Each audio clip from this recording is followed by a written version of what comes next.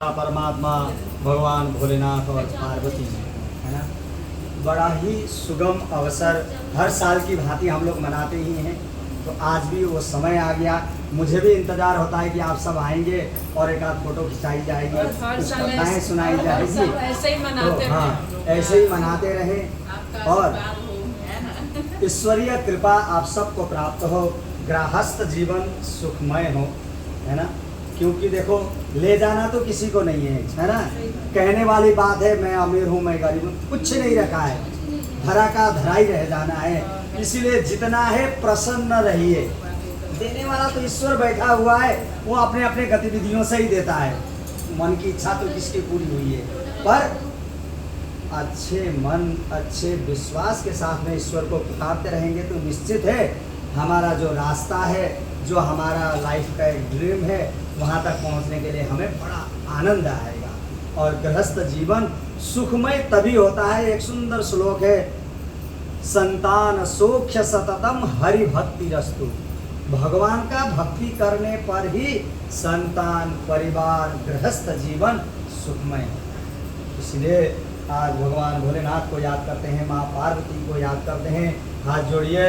ओम वंदे देव उमापतिं सुरगुरुं वंदे जगत्कारणं वंदे पन्नगभूषणं मृगधरं वंदे पशूनां पतिं वंदे सूर्यशशाङ्कवन्धिनयनं वंदे मुकुन्दप्रियं वंदे भक्तजनाश्रयं च वरदं वंदे शिवं शङ्करं। नमः पार्वती पतये। हर हर हर महादेव शंभो। चलिए, कथा आरंभ होता है। हरतालिका व्रत का विधान। व्रत करने वाले व्यक्ति सूर्योदय से पहले उठकर भगवान शंकर जी का स्मरण करें, फिर नित्य कर्मों से निवृत्त होकर शिवालय में जाएं, जहां पूजन करना हो और कथा पढ़नी हो अथवा सुननी हो। यदि हो सके तो शिव मंदिर में शिव पार्वती जी के पूजन के लिए तैयार है। पुष्प मालाओं से सुशोभित एक सुंदर मंडप, तथा मंडप में तो हमारा मंदिर वैसे भी सुंदर है ना। सुहागन चाहे तो वाली शंकर पार्वती की प्रतिमा बनाकर उसे मंडप में स्थापित कर पूजन करना चाहिए। पूजा में शिव पार्वती से संबंधित कोई भी स्तोत्र अथवा शिव चालीसा अथवा अन्यान्य कोई भी पाठ कर सकते हैं। तत्पश्चात एकाग्र चित्त होकर के नीचे लिखे कथा को सुने। जिसके दिव्य केश पर मंदार माला के पुष्प माला सुशोभित हो और जिन भगवान शंकर के मस्तक पर चंद्रमा और कंठ में मुंडों की दिव्य माला पड़ी हुई हो, जो माता पार्वती दिव्य वस्त्रों से तथा भगवान शंकर दिगंबर वेशधारी किए हैं, उन दोनों भवानी शंकर को नमस्कार करता हूँ या करती हूँ।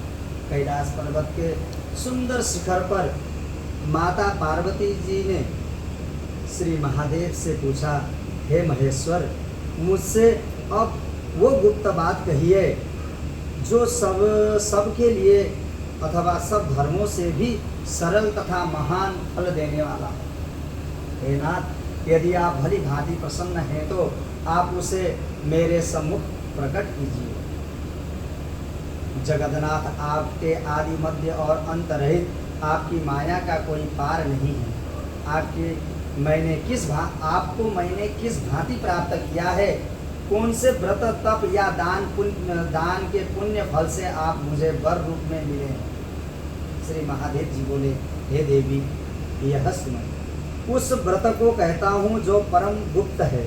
जैसे तारागण में चंद्रमा और ग्रहों में सूर्य, वर्णों में ब्राह्मण, देवताओं में गंगा, पुराणों में महाभारत, वेदों में सामवेद, इंद्रियों में मन श्रेष्ठ है, वैसे ही पुराण और वेद सब में इसका वर्णन आया है, जिसके प्रभाव से तुमको मेरा आधा आसन प्राप्त हुआ है। हे प्रिय, उसी का मैं तुमसे वर्णन करता हूँ, सुनो। भाद्रपद मास के शुक्ल पक्ष की हस्त नक्षत्र संयुक्त तृतीया, जो तीज के दिन इस व्रत का अनुष्ठान मात्र करने से सब पाप का नाश हो जाता है। तुमने पहले हिमालय पर्वत पर इस महान व्रत को किया था जो मैंने तुम्हें सुना था। पार्वती जी बोली, हे प्रभु, इस व्रत को मैंने किस लिए किया था यह मुझे सुनने की इच्छा है, सो कृपा करके कहें। शंकर जी बोले, आर्यावर्त में हिमालय नाम का एक महान पर्वत है जहाँ अनेक प्रकार की भूमि, अनेक प्रकार के वृक्ष सुशोभित है, जो सदैव बर्फ से ढके हुए तथा गंगा की कल कल ध्वनियों से शब्दायमान रहता है। हे पार्वती, तुमने बाल्यकाल में उसी स्थान पर परम तप किया था और 12 वर्ष जल में रहकर तथा वैशाख मास के अग्नि में प्रवेश करके तप किया। श्रावण के महीने में 12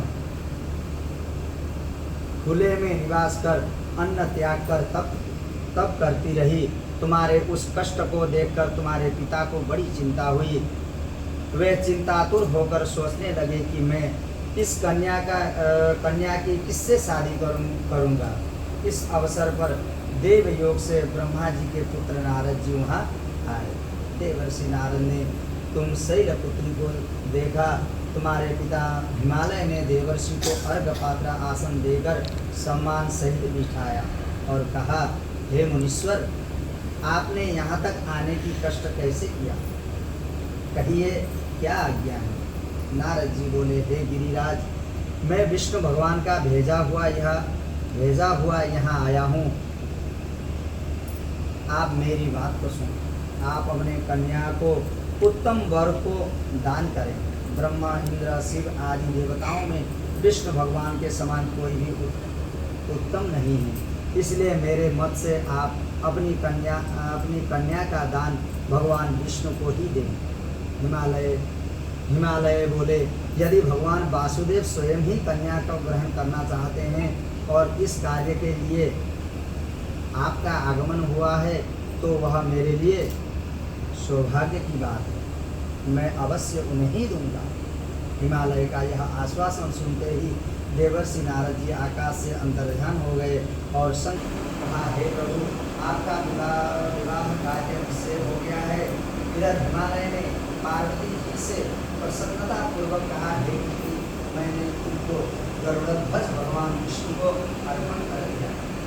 ताकि इन वाक्यों को सुनते ही पार्वती जी अपने शरीर के घर गई और पर गिरकर अत्यंत दुखित होकर विलाप करने लगी। उनको विलाप करते हुए देखकर